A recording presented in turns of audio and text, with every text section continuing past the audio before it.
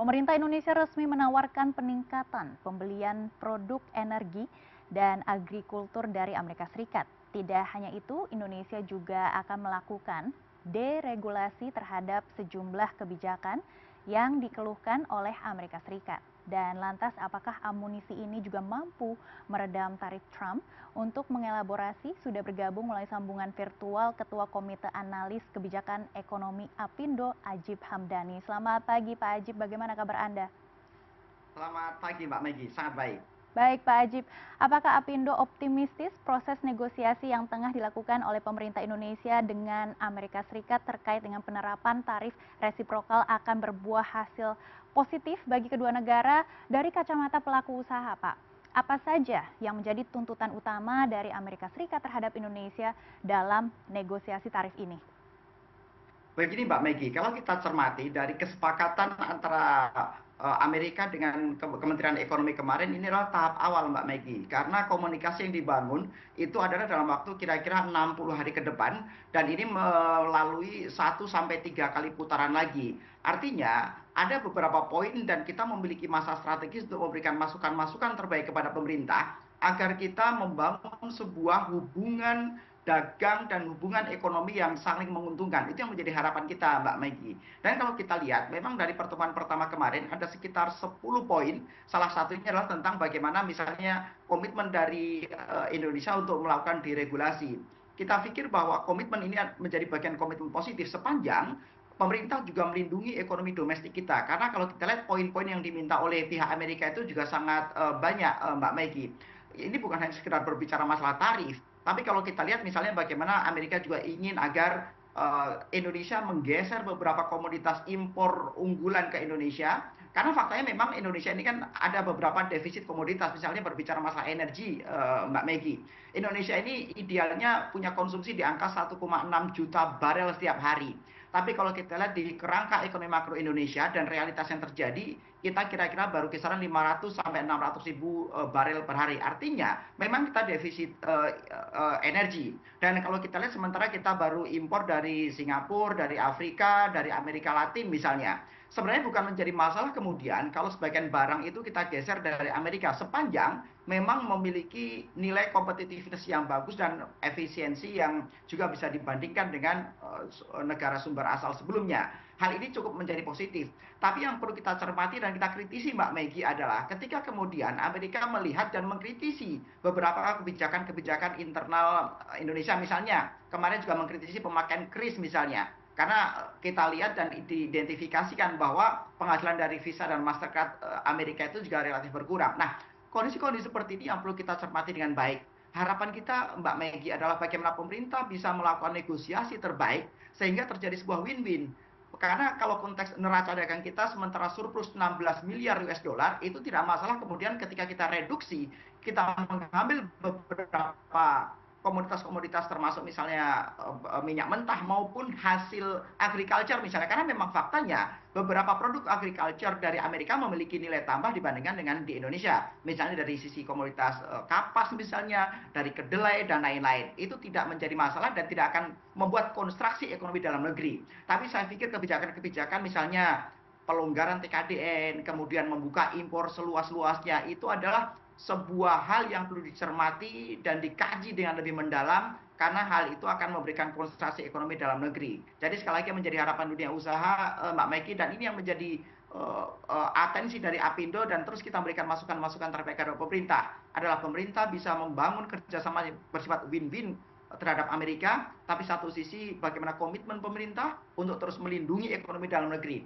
Karena faktanya adalah kita menghadapi masalah terhadap misalnya industri padat karya, tentang good job creation. Nah, hal mendasar seperti ini yang justru jangan menjadi problem baru ketika kemudian Amerika menuntut beberapa poin dalam konteks kebijakan-kebijakan ekonomi domestik di internal kita. Demikian Mbak Megi. Baik Pak Ajib, ini menarik sekali, kita ingin menggarap lebih dalam. Tadi Anda juga sudah menyebut ada 10 poin dalam negosiasi tarif Trump ini. Apakah Anda juga bisa mengelaborasi terkait dengan 10 poin tersebut? Tadi Anda sudah menyebut terkait dengan kebijakan energi dan juga kris begitu ya. Apakah ada kebijakan lainnya yang menjadi poin-poin penting? Ya, termasuk tadi kita pikir yang menjadi poin penting termasuk deregulasi. Tadi Mbak Megi menyampaikan deregulasi. penterjemahan dari deregulasi ini yang kemudian harus kita pertajam, Mbak Maggie. Deregulasi prinsipnya adalah bagaimana win-win melindungi ekonomi dalam negeri, tapi juga bagaimana membuka kesempatan agar komoditas-komoditas dari Amerika bisa memiliki daya saing terhadap produk-produk dalam negeri Indonesia. Kan kira-kira filosofinya seperti itu. Tapi sekali lagi jangan dikorbankan, karena tentang deregulasi ini kan menjadi satu poin dari 10 poin secara komprehensif tadi yang kita sampaikan di awal, Mbak Maggie. Jadi sekali lagi yang tidak kalah pentingnya adalah bagaimana menerjemahkan dari 10 poin ini menjadi sebuah kebijakan-kebijakan yang applicable, sebuah kebijakan-kebijakan yang juga tetap melindungi ekonomi domestik dalam negeri, Mbak Maggie. Karena kalau kita lihat begini, kita memang tidak mempunyai pilihan yang banyak ketika kemudian kita negosiasi dengan Amerika. Yang notabene Amerika ini kan menjadi kekuatan nomor 1 besar dunia gitu. Indonesia ini kan hanya nomor 16. Nah, dibutuhkan sebuah negosiasi yang terbaik dengan Amerika. Karena kalau kita lihat bahkan sekarang, lepas dari hal-hal yang bersifat khusus tersebut, bahkan Amerika sudah mengomentari hal yang bersifat umum. Misalnya bagaimana mereka melihat Mangga 2 misalnya menjadi pusat pembajakan. Nah, ini kan juga menjadi satu hal penting yang perlu kita tangkap, Mbak Maggie, bahwa Amerika sangat aware betul dengan bagaimana mereka ingin masuk ke pasar Indonesia dan produk-produk mereka memiliki daya saing maksimal di dalam negeri. Jangan sampai kemudian Indonesia yang memiliki 280 juta orang yang menjadi nomor 4 besar dunia, ini adalah sebuah local domestic demand, kemudian hanya segera dimanfaatkan oleh Amerika. Harapan kita adalah kita selain juga bisa mengkonsumsi komoditas-komoditas unggulan dari Amerika, tapi kita bisa memproduksi barang-barang kita dan juga secara fairness tetap bisa melakukan transaksi dagang yang terbaik dengan pihak Amerika. Dan saya pikir 10 poin tadi itu memang banyak hal yang perlu kita cermati dengan baik, termasuk misalnya berbicara masalah pelonggaran TKDN maupun pembukaan keran impor. Ini yang perlu dicermati dengan baik oleh kementerian-kementerian teknis, jangan sampai ini menjadi blunder buat kebijakan ekonomi domestik. Demikian Mbak Maggie. Baik, Pak Ajib, kemungkinan besar banyak sekali negara-negara lain juga akan menambah impor dari Amerika Serikat terkait dengan negosiasi tarif Trump ini. Bagaimana Bapak melihat pemerintah Indonesia sendiri dalam bernegosiasi dengan Amerika Serikat terkait tarif Trump? Dan sebaliknya, apakah pemerintah Amerika Serikat sudah menunjukkan sinyal positif atau masih menahan diri dalam menyepakati solusi? Kebijakan tarif Trump ini, Mbak Maggie, kalau kita lihat ini adalah sebuah pintu negosiasi dari Amerika sebenarnya. Sebenarnya yang paling penting bukan tarifnya sebenarnya.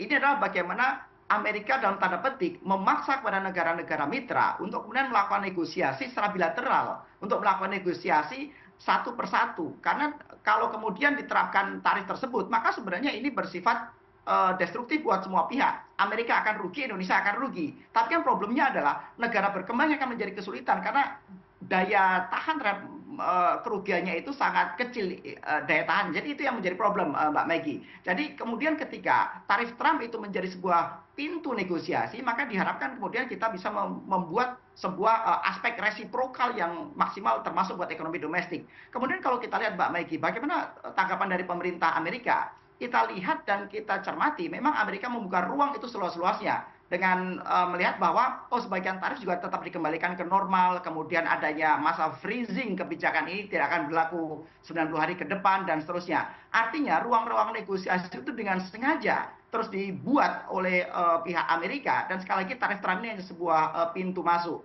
Sekali lagi, bukan problem tarifnya yang kemudian akan menjadi problem buat kita semua, tapi kemudian bagaimana kebijakan-kebijakan ekonomi yang lain dan juga bagaimana kebijakan-kebijakan moneter juga akan menjadi sebuah dampak turunan atas kebijakan tarif Trump ini, Mbak Maggie. Tapi sekali lagi, dari 10 poin itu ada satu hal yang positif dan ada beberapa hal yang perlu kita cermati dengan baik, dan itu jangan sampai menjadi jebakan buat ekonomi domestik kita. Demikian, Mbak Maggie.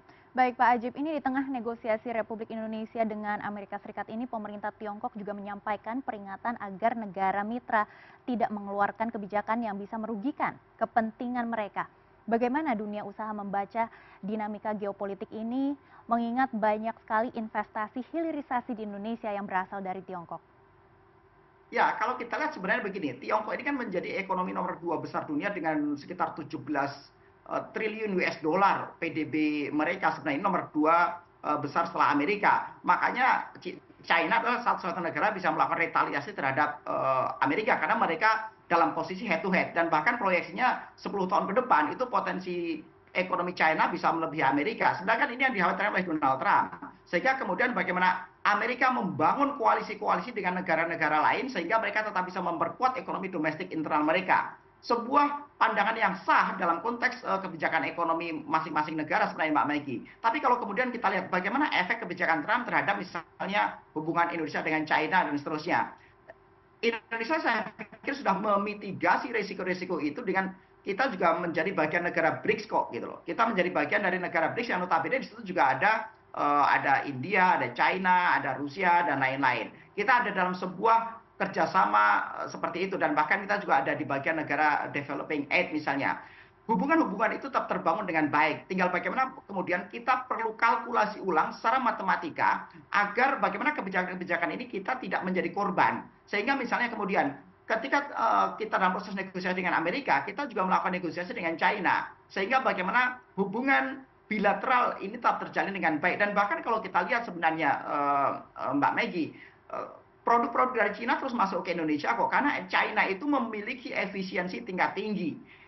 China itu mempunyai sebuah competitiveness yang begitu luar biasa. Kemarin kalau kita cermati misalnya dari Victor Gao, itu kenapa China bisa masuk ke negara-negara lain sehingga barangnya itu menjadi sebuah barang pilihan. Dan bahkan sebenarnya barang-barang Amerika pun secara supply chain mereka juga sangat depend on dengan China sebenarnya. Jangankan Indonesia, Amerika juga depend on dengan China. Misalnya untuk produk-produk berkualitas tinggi mereka, kemudian supply chain misalnya untuk elektronik mereka, bahkan termasuk sistem persenjataan mereka pun juga supply chain globalnya juga terikat dengan produk-produk dari China. Karena memang faktanya China yang bisa memproduksi secara manufacturing itu memiliki efisiensi tingkat tinggi, memiliki produktivitas tenaga kerja yang bagus, memiliki nilai atau harga HPP dalam konteks energi juga sangat murah dan infrastruktur yang sangat mendukung. Itulah 4 poin utama kenapa China selalu mempunyai daya dukung terhadap competitiveness atas produk-produk komoditas barang maupun jasa yang mereka dorong, termasuk Indonesia, Mbak Maggie. Tinggal bagaimana kemudian Indonesia dan China ini kan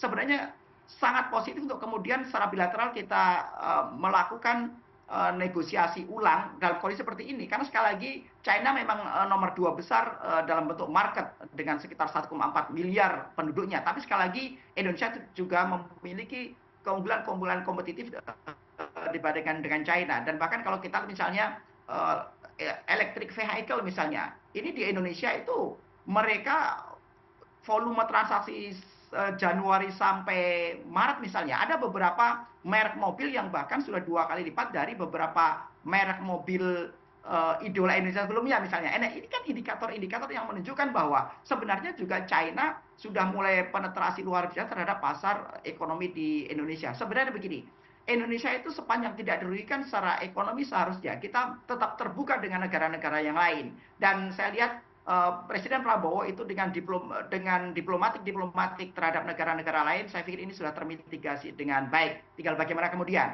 kebijakan-kebijakan diplomatik, kebijakan-kebijakan politik tersebut diterjemahkan menjadi sebuah kebijakan ekonomi yang Indonesia bukan hanya sebagai pasar, tapi juga sebagai produsen atas komoditas-komoditas unggulan yang dipunyai oleh Indonesia. Demikian Mbak Maggie. Baik Pak Ajib, ini terakhir semangat juga untuk pelaku usaha di Indonesia, apa saja competitive advantage ataupun peluang-peluang untuk Indonesia sendiri untuk menggarap peluang dalam perang dagang dan juga situasi geopolitik yang sangat bergejolak saat ini? Sebenarnya kalau kita lihat dengan konsep dan program prioritas Pak Prabowo, Mbak Maggie, bahwa pemerintah fokus dengan ketahanan pangan, fokus dengan ketahanan energi misalnya. Kalau berbicara ketahanan pangan, sebenarnya kita juga masih defisit untuk beberapa komoditas unggulan. Dan bahkan kalau kita lihat sebenarnya misalnya Malaysia juga sudah pengen impor beras dari Indonesia. Ini kan hal positif buat Indonesia misalnya. Kemudian berbicara ketahanan energi. Mbak Maggie, kita ini masih defisit sekitar 1 juta barel per hari.